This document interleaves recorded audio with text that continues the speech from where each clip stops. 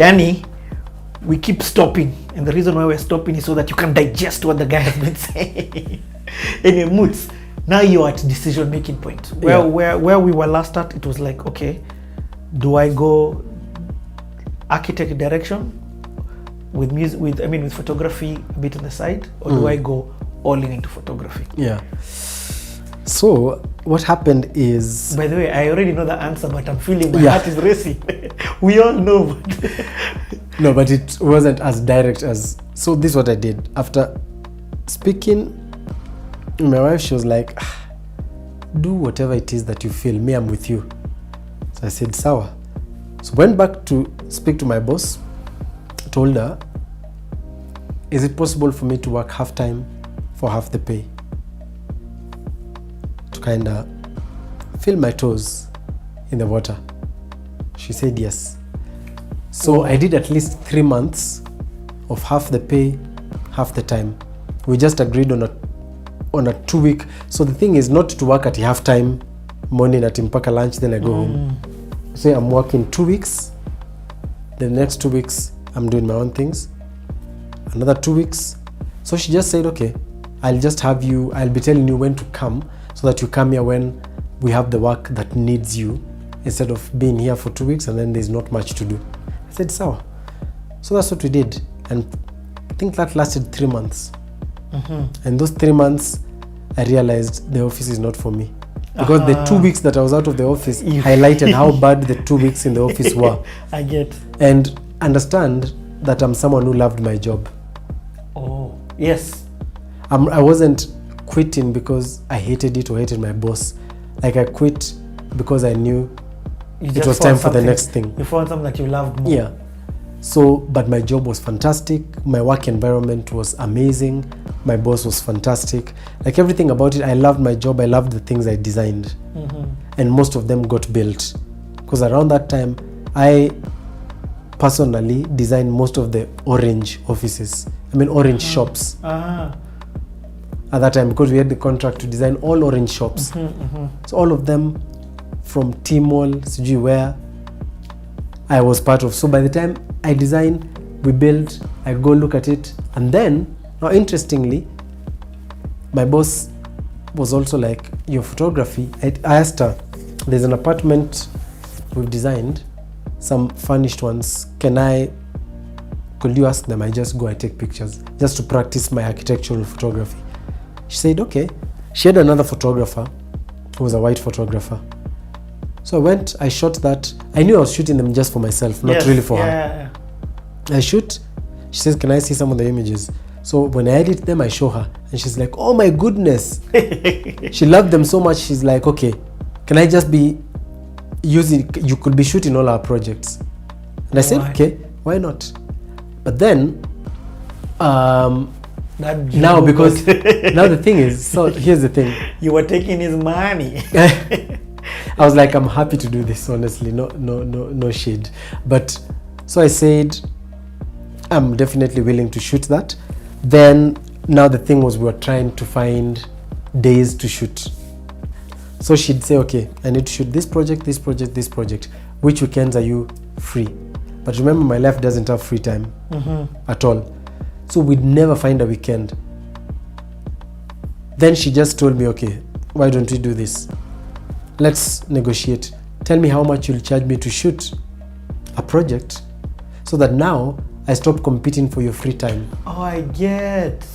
Let me hire you. Exactly. So now you have to put me up there with anything else that you're doing. Yes. Which made sense, because that way it's a job. I'm not wasting time. And I said, okay, I'm going to charge you, I think 20K per project. Because she had like 5 projects ready, waiting. So I knew at once, that's a 100K contract. This is fantastic. So I started shooting for her. So I did a lot of her projects, and also I got really good at interior and architecture photography at that time, which is what I really wanted to focus on. I'd figured out that I don't like weddings so much. Yeah. I don't like people photography so much as I've done it. That is I would like to transition into architectural photography. You get your stories insane. Like the thing I've learned, the dots connect. Yeah, almost everything just finds its way into each other. That is Yeah. like Could you even think of somebody else who was doing architectural photography? Apart from that Jungu guy, I didn't know anyone doing. And I was like, for me, what I thought is that this is a need that I feel uniquely enabled to fulfill. So why not? Okay. And it's a really unique niche. And I have the benefit of having studied architecture. And not only that, but I actually really love buildings. Uh-huh. It's true. Yours was an authentic partnership, Yeah. authentic love. Yeah. So let me ask you, okay, so now those 3 weeks end and kwaheri bye-bye. So so the 3 months, The by 3 the time months they end, I'm like, hey, tell her, I don't think I can do this. These 2 weeks now are my last ones.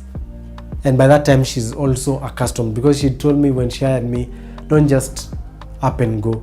Yes. The day that you're ready to go, give me a few months notice. Mm-hmm. So that was like the few months notice, which I worked part-time. Then I left fully. I go. And then now You go where? That's my question. life starts. Because now it's just there.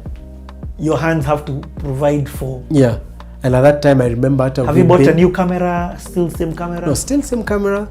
Like still same old equipment. Like nothing much has changed in my life till now.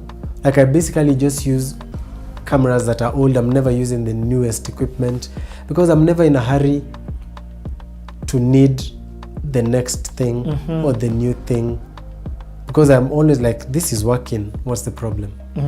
This works, it does everything I need it to, what's the problem? Apart from ego.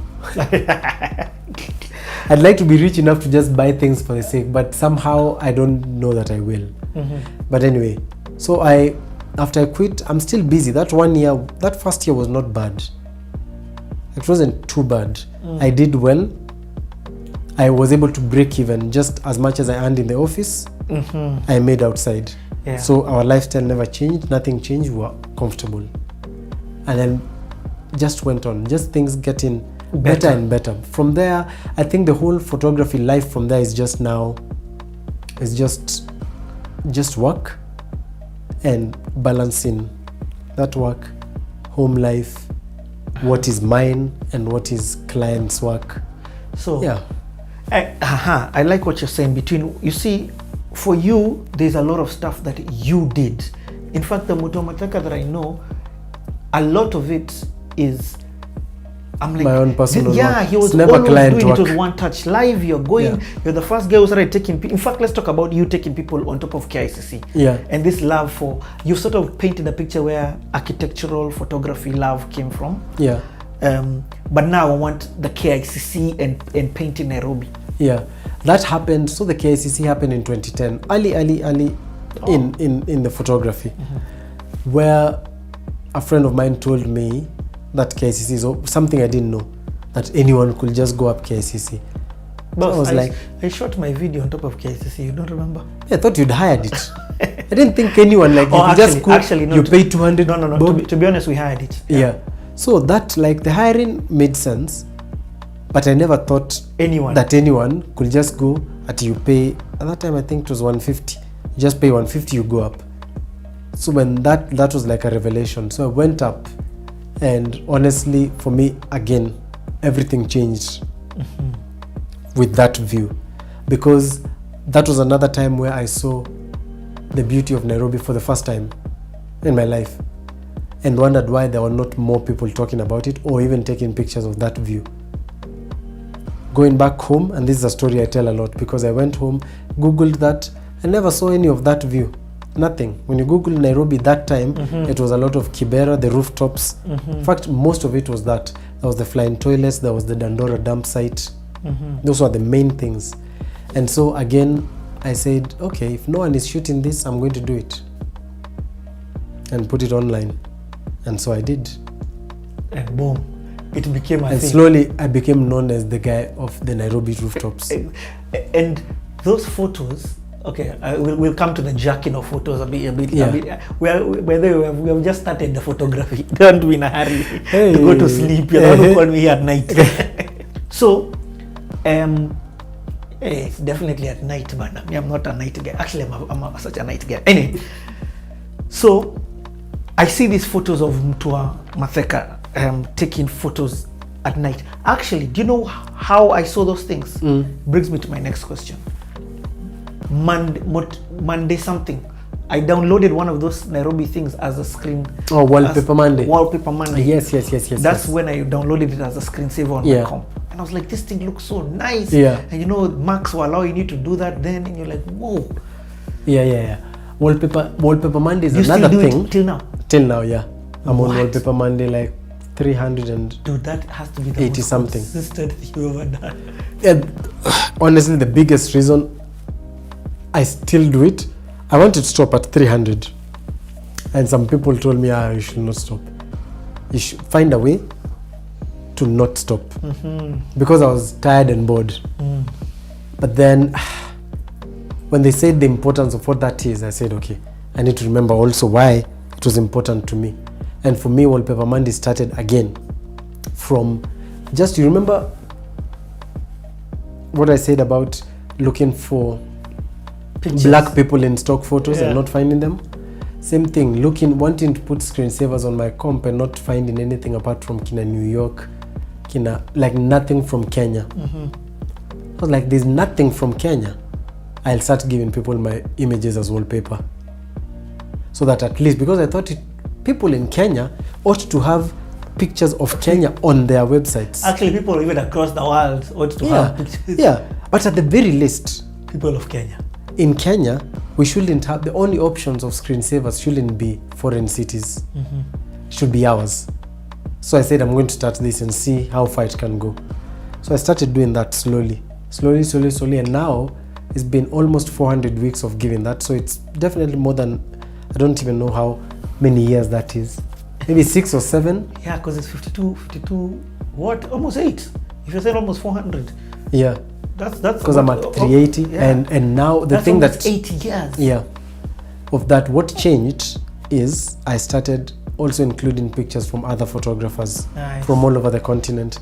Because I started thinking that in the same way, if it's not just about Kenya, it's about Africa, it would be nice to have other photographers around the continent contribute to Wallpaper Monday and have people who download, like make it the place where if you want wallpaper that is high quality and dope, curated, shot in Africa or shot by Africans, Yeah. Wallpaper Monday is where to get it. Hey, dude, Yani, you know, you are such a visionary.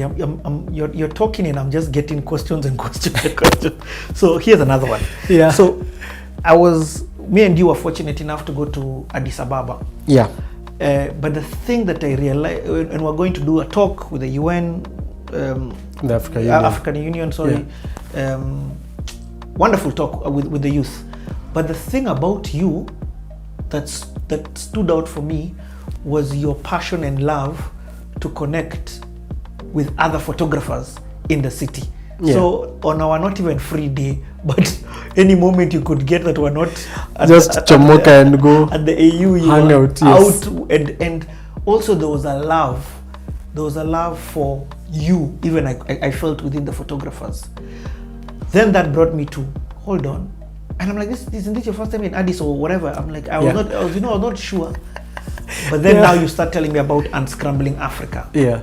So let's talk about you touring the continent. Yeah. Like, why? Apart from why not, let me tell you,